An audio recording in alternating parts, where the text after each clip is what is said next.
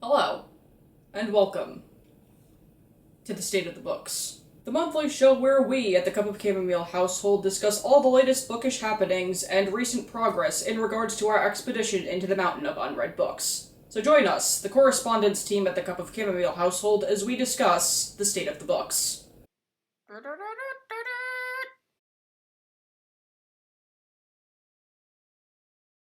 As of July 28th, the state of the books remains the same as ever. So far this year, 26 books have been read, which is 6 books away from the record set in 2017. If this rate of book reading keeps up, the analytics team at the Cup of Chamomile household suspects that this record will be broken well before the year is over. Considering the absolute blunder festival that was the 2021 reading year, and the slow start to the current reading year, this is excellent news indeed. In more good news, the designated highlight of the month is the induction of a new book into the Hall of Favorite Books. After much debate from the Council of the Favorite Shelf, we are pleased to announce that the new recipient of this rare and prestigious honor goes to The Justice of Kings by Richard Swan. Hey. This is the first book in the Empire of the Wolf series and follows an Emperor's Justice and his clerk as they try to uncover a conspiracy surrounding a particular case involving a noblewoman. Now, it should be said that the Council of the Favorite Shelf takes many things into consideration when determining new inductees into the Hall of Favorite Books. And we are very pleased to say that the decision to induct the Justice of Kings was unanimous.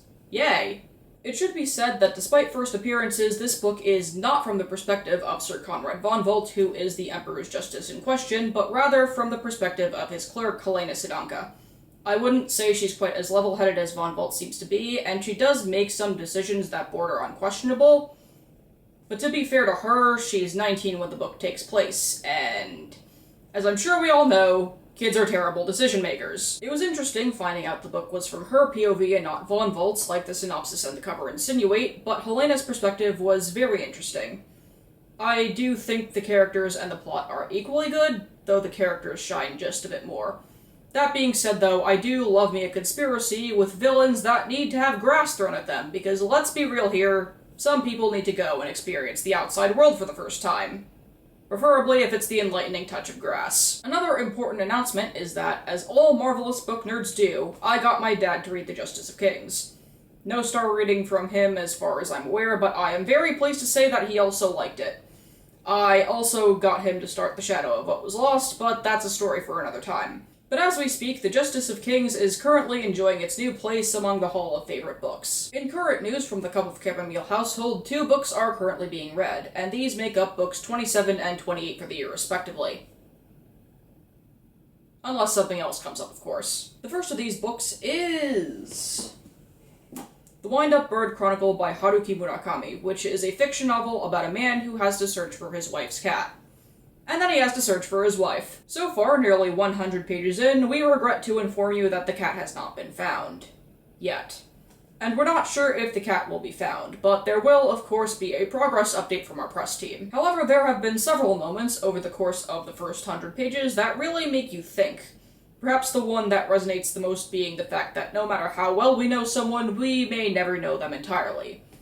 Which isn't wrong. Like, for example, someone could tell you they like fish, but you'll never know for sure if they like red snapper or hate salmon. Something like that. That's the best analogy I could come up with. Anyway, it is a very fascinating read, and I want to see where this goes next. The other book currently being read is Volume 2 of The Case Study of Vanitas, which is a historical fantasy manga about a man who travels to Paris in search of a magical grimoire, and he crosses paths with a self-proclaimed vampire doctor.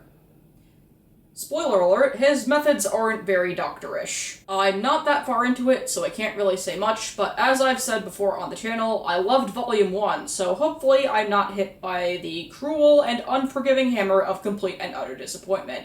The organization committee at the Cup of Chamomile household is currently putting together the TBR for August, and already it looks very promising. Perhaps the star of this TBR is the second book in a series that I have put off for way too long. This book being A Torch Against the Night by Sabaa Tahir. The reason I say this is because I read the first book, An Ember in the Ashes, at the tail end of 2019. Truly, this is a pattern that must be rectified. All of the other books for next month are relatively short, so hopefully this will be the first month where I actually finish my TBR.